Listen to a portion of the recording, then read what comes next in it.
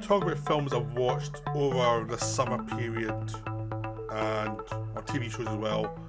Just things that either there's not enough in them to do a full video on, or they've just been released. I don't really want to go into too much detail about them, or I might do a proper video on them later, but at the moment it's not the time. So it just a variety of reasons why they're going to be just short things. So I'll just go through them really. So the first one's Deadpool and Wolverine, which is the new Marvel film, which I think it's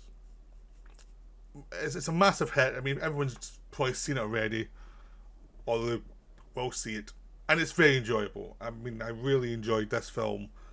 It's the best Marvel film for a long time, most enjoyable one. It's silly, it's crude, but it's a lot of energy. Now the thing with this film is, I think surprised some people was the fact that it's a very threadbare plot. The plot is not really the main thing.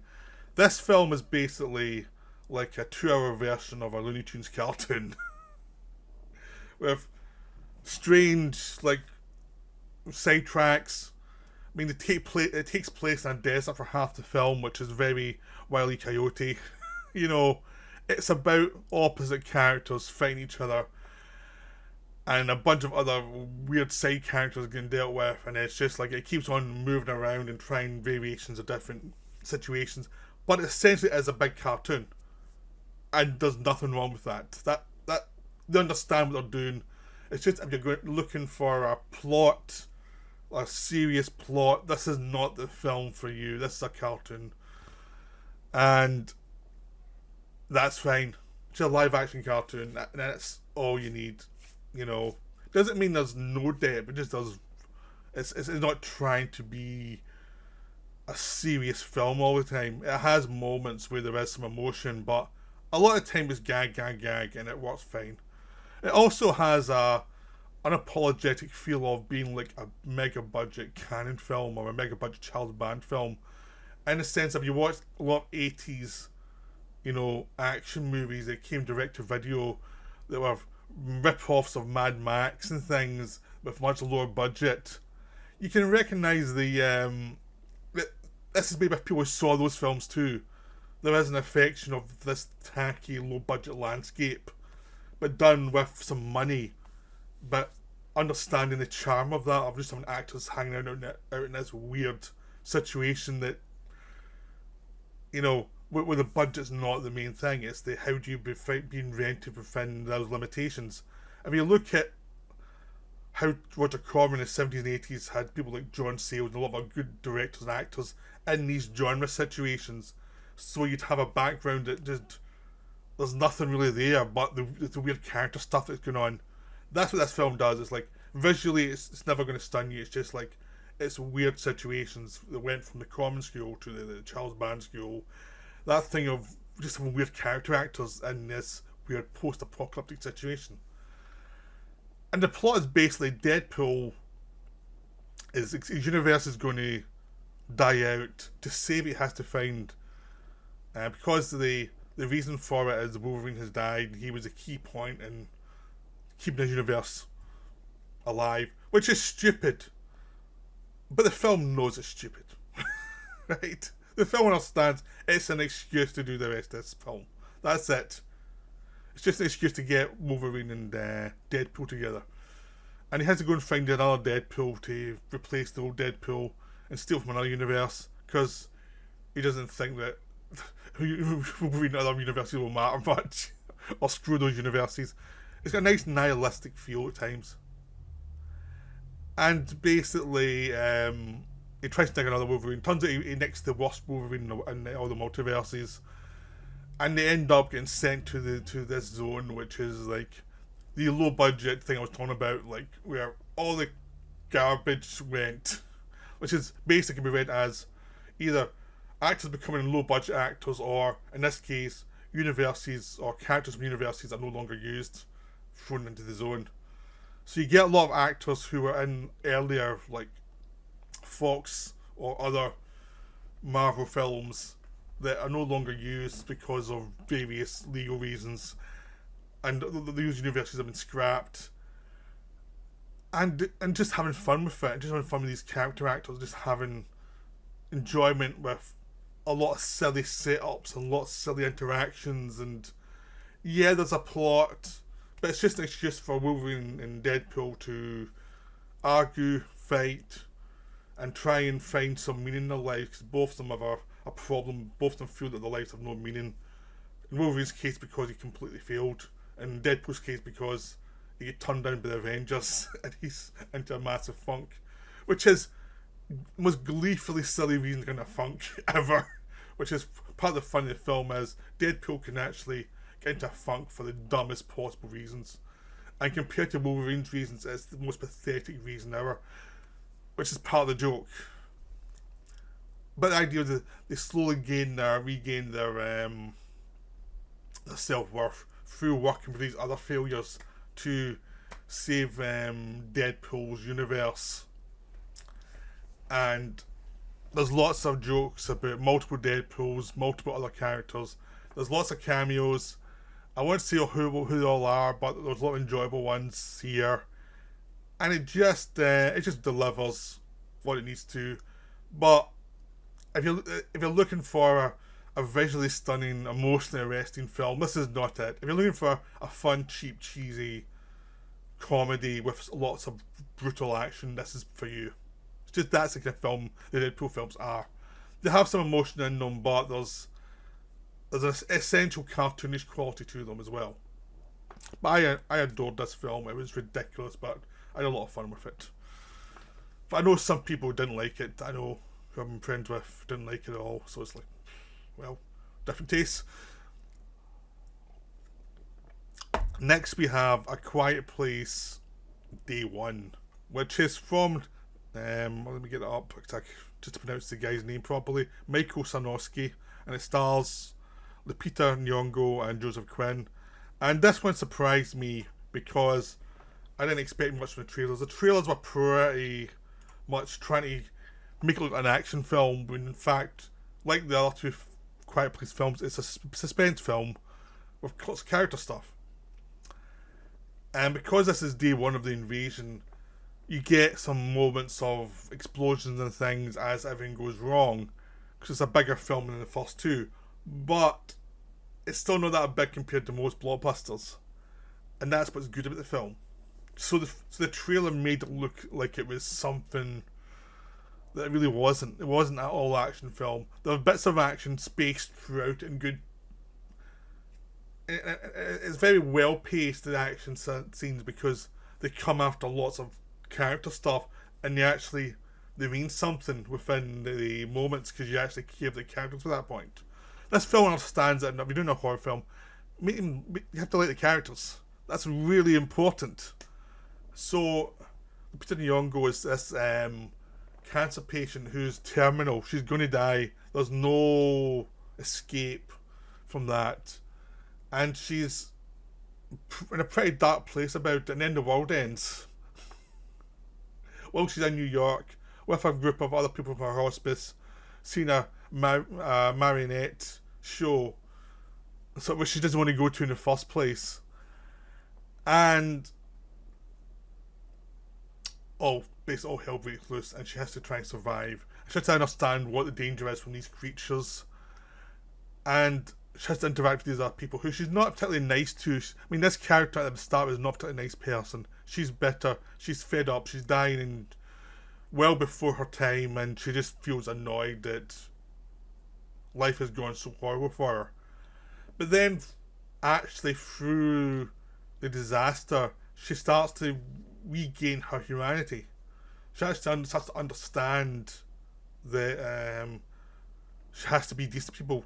And you actually see, as she goes through, there is a lot of humanity still there. It's just that the depression of her imminent death has sort of drained it from her. And the fact that she's having to survive, and she's always exhausted, and she knows she's not going to survive, has just drained her of humanity. And just this disaster that brings it back slowly but surely as she starts dealing with people and trying to help people, from like small children to try and get them to a boat, to she ends up she's got a cat she takes care of. That's her sort of side of humanity, and she ends up helping this English guy played by Joseph Quinn from Strange Places, what we call it, Strange or whatever, new Netflix show that I don't watch. And he's good too. And he's this guy who doesn't know what to do because he came here to study law, and he doesn't know anyone or any place. But they kind of try and survive together through the time, and they'll learn how to. He kind of helps her regain her humanity, and she helps him survive. And it's just a reconnection of just two people who are in a bad situation, but it's like, what can you do in a bad situation? You actually start to bond with people, and if you're both decent people, it helps. And that's what the film's about. I won't say how it goes, what happens at the end, but it's a really well made film. The suspense scenes are good. The action is very spare, and it comes and it has impact. Unlike the trailer just tries to show you everything at once. And there's not much action in this film. There's lots of suspense.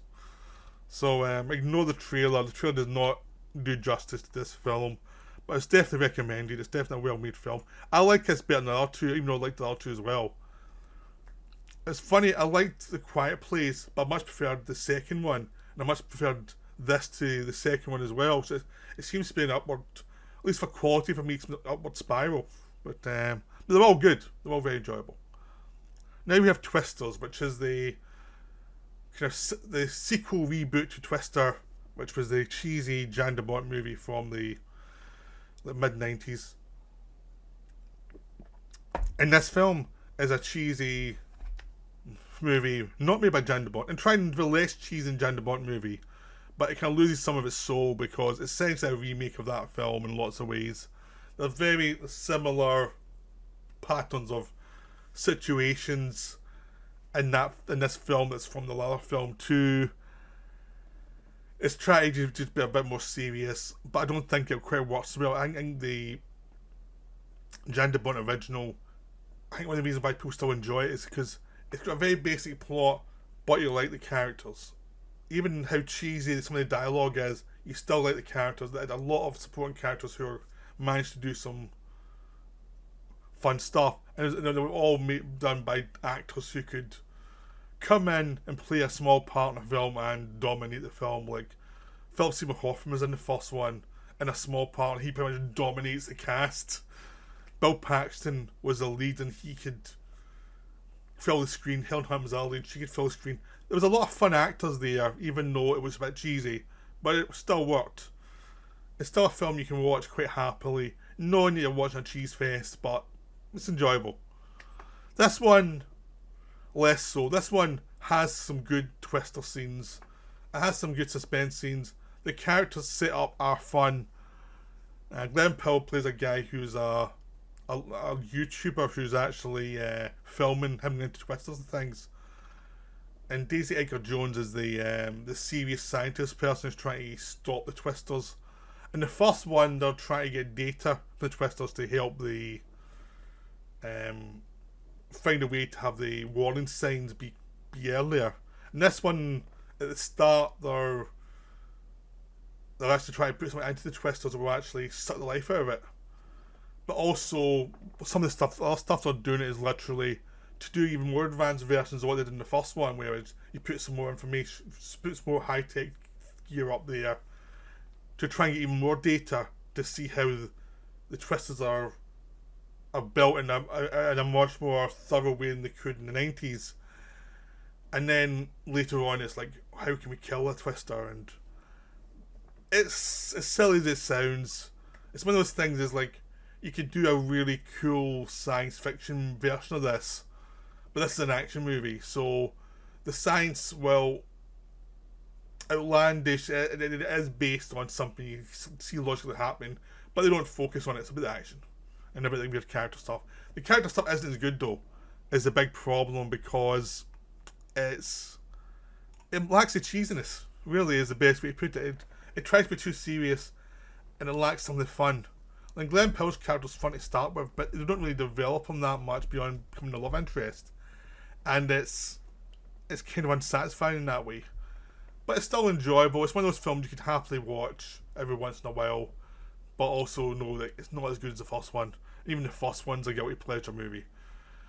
So, but yeah, it's still fun. It's just not amazing.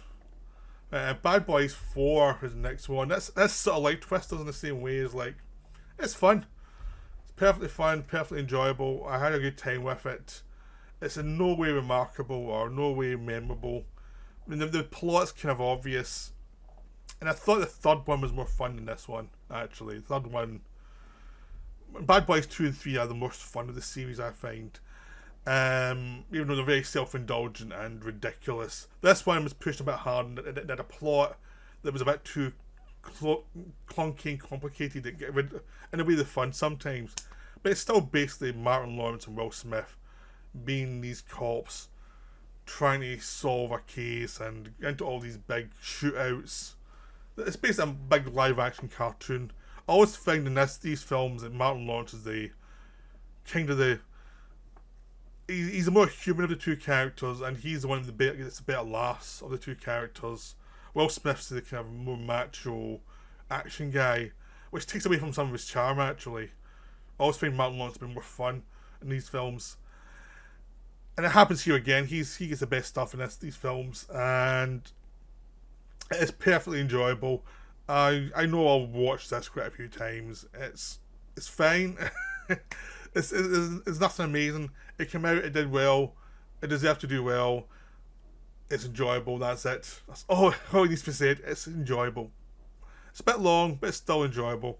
You will not find anything new or interesting here, but you'll have a good time if you're in that kind of mood. Right. Now go to 2 TV shows I've been watching. First is The Boys. So I've already seen season 1 and 2. I watched season 3 and 4 when season 4 came out.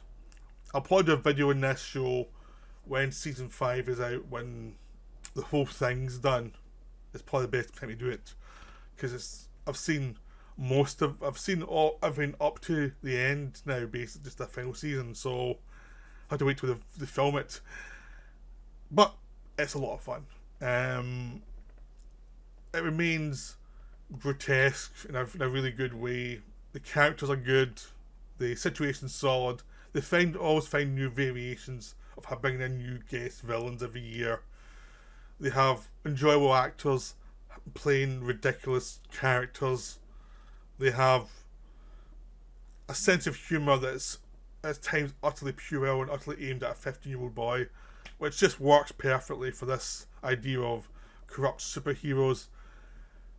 It kind of is like Deadpool in a sense, it shows you everything you want to see in a black comedy superhero story, but somebody who doesn't have the depth. It tries though, but it's just you're there for certain things. It's political. A lot of people were hated in season 4 because it was more overtly political. Apparently, I said, "Oh, it's obviously they're trying to make you Trump in this Homelander character." Well, one, the character's been around well before Trump was a thing, and 2, ever since the show started, it's obviously a dig at Trump. It's always been that way. I don't know how anyone missed that in the first place. It's always been that way. It's to make you left and the right always. Obviously, it's a left-leaning show, but it's a centre-left leaning show basically. So it can take the Mickey out the far left as well as the far right. It has its heart on the sleeve. You know, it was written by people on the left, but it's always been that way. It's always been the villains have been the big corporate guys. It's like it's obviously influenced heavily by RoboCop. It's that I don't get why they're now saying, "Oh, that's too far," because they're making jokes about January 6th and a lot of like issues of who supports Trump. It's like, well, they're just explaining some of this stuff but they're not explaining it in a way that's really insulting. It's like, this is what's happened in the country. This is why certain people have acted a certain way. It's fine, but they could also point out, how annoying the left can be too. It's like, it's always been the same way. It's like, I don't get it. It's like one of those things. It's like, I don't get what criticism is, because it's been apparent to me from the start where they've been politically. It's like, I don't think it's any more or less subtle than it ever was. It's just it's referencing January 6th, was like, you could not reference it at a certain point. And they still do it in a way that's funny and it's like twisted. And they have, again, there have lots of villains from every race and every side. Lots of heroes from diverse heroes, diverse villains. It's like everybody gets it. So it's very enjoyable. Maybe not as deep as some people think it is, but we haven't seen the final season. I mean, Carl Urban still kind of dominates it as a total sociopath. I think he kind of always kind of grounds it. So it works really well. It's very enjoyable. I'd say go watch it. It's worked great. Finally, the thing I've been watching is Key and Peele. I'd seen some of the stuff on YouTube, but I got the iTunes was selling it cheap for the entire series, all 4 seasons. So, and the 4th season was like 2 seasons in one. So I'm not sure there's a 5th season. I'm not sure if season 4 was 2 seasons when it was released or 1 season, because it feels like it was epic. This is great stuff. Some of the jokes are really hilarious. The only thing I would say is the last season is a bit long, and I feel as they did some sketches that would have normally just cut out. And so when you get to the end, the final 8 episodes, there are a couple of weak sketches in there that feels like it's repetitive of what they've done in the past. But that's a minor flaw that basically... But it does feel like they were stopping for a reason. It was like, okay, we've done everything we can possibly do together in this kind of format. Let's move on before it gets really stale. And you can tell in that final season it was getting a little stale. Like, not badly, just you were seeing certain patterns like sort of established. I mean, you always have patterns of types of characters they like. And that would go through all the seasons. But the final season, you get a sense of it was like they'd done all the variations that were really funny with these kind of characters, and now they were getting towards the B material, and it was like, so they stopped, which is great. But basically 90% of it is terrific. Even the stuff in between the sketches, which can be terrible in some of these sketch shows, is really good too. So yeah, I mean, I'd definitely recommend watching it. It's, again, everybody gets in this thing. Everybody. So it's very enjoyable. And no one looks as dumb as those two half the time for some of the stuff they do. So yeah, it's terrific. I would highly recommend it. Again, it's something I got up on years after everyone else did. But that happens with me. I just follow my nose, basically. So I hope you enjoyed this video. I hope you go and see some of this stuff. And that's me for now. Bye.